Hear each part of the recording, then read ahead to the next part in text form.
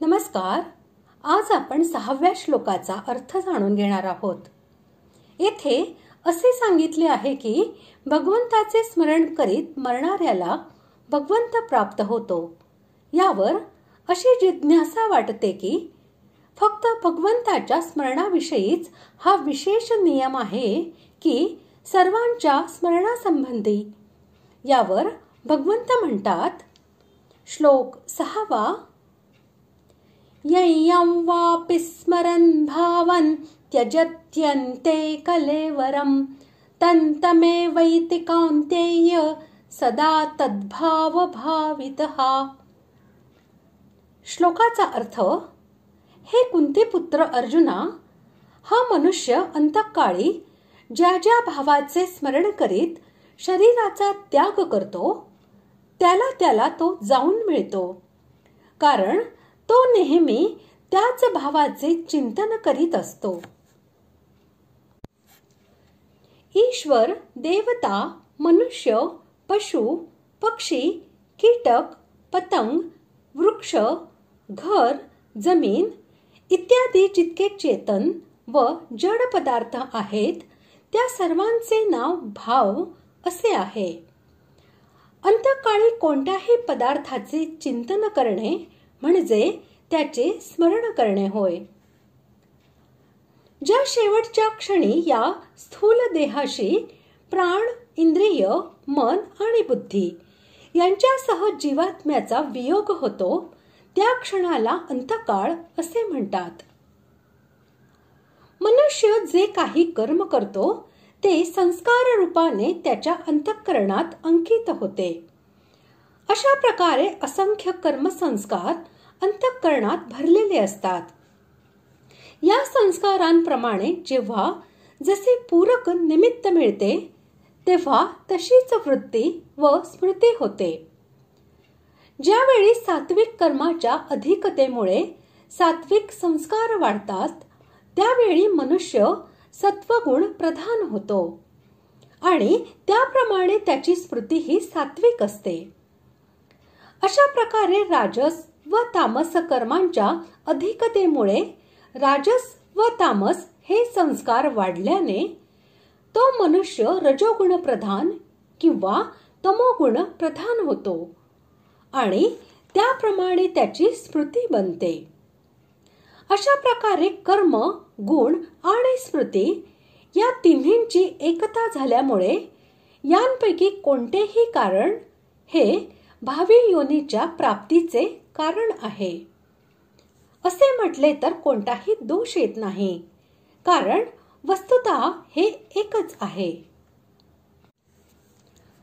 जमीन, घर इत्यादींचे चिंतन करीत करीत मरणाऱ्याला आपले गुण व कर्म यांच्याप्रमाणे चांगली वाईट योनी मिळते.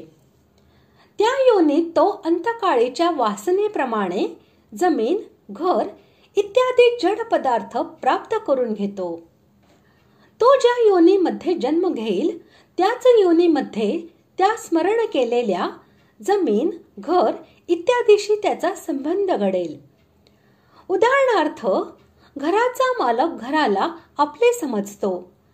त्याचप्रमाणे त्या घरामध्ये घरटे बनवून राहणारे पक्षी आणि बीड बनवून राहणारे उंदीर व मुंग्या इत्यादी जीव सुद्धा त्या घराला आपलेच समजतात. म्हणून प्रत्येक योनीमध्ये प्रत्येक जड वस्तूची प्राप्ती प्रकारांतराने होऊ शकते असे समजावे. मनुष्य अंतकाळी ज्या भावनेचे स्मरण करीत करीत शरीर त्याग करतो त्याला तोच भाव प्राप्त होतो. हा सिद्धांत बरोबर आहे, परंतु अंतकाळी कोणत्या भावाचे स्मरण का होते हे सांगण्यासाठीच भगवंत सदा तद्भाव भावितः असे म्हणतात. म्हणजे ज्या भावाने चित्त सदा भरलेले असते त्याच भावाचे स्मरण अंतकाळी बहुतेक होते. ज्याप्रमाणे वैद्य लोक एखाद्या औषधाला वारंवार एखाद्या रसाची भावना देऊन त्या औषधाला त्या रसानेच भावित करतात, त्याचप्रमाणे पूर्वसंस्कार, संगती, वातावरण, आसक्ती, कामना, भय व अध्ययन इत्यादींच्या प्रभावामुळे मनुष्य ज्या भावाचे वारंवार चिंतन करतो त्या भावाने तो भारला जातो. सदा या शब्दाने भगवंतांनी निरंतरता सुचविली आहे. जीवनामध्ये नेहमी वारंवार दीर्घकाल ज्या भावाचे जास्त चिंतन केले जाते त्याची दृढ सवय होते असा याचा अभिप्राय आहे. हा दृढ अभ्यास म्हणजे नेहमी तद्भावाने भावित होणे होय. आणि ज्या भावाचा दृढ अभ्यास होतो त्याच भावाचे अंतःकाळी बहुतेक अनायासे स्मरण होते असा नियम आहे. पुष्कळशा पुरुषांना अंतःकाळी जन्मभर जास्त चिंतन केलेल्या भावाचेच स्मरण होते. परंतु कधी कधी जडभरताच्या चित्तामध्ये हरणाच्या पाडसाच्या भावनेप्रमाणे मृत्यूच्या वेळी जवळच्या काळात केलेले अल्पकालीन चिंतन सुद्धा जुन्या सवयीला दाबून टाकून जोमाने प्रकट होते आणि त्याचे स्मरण करून देते.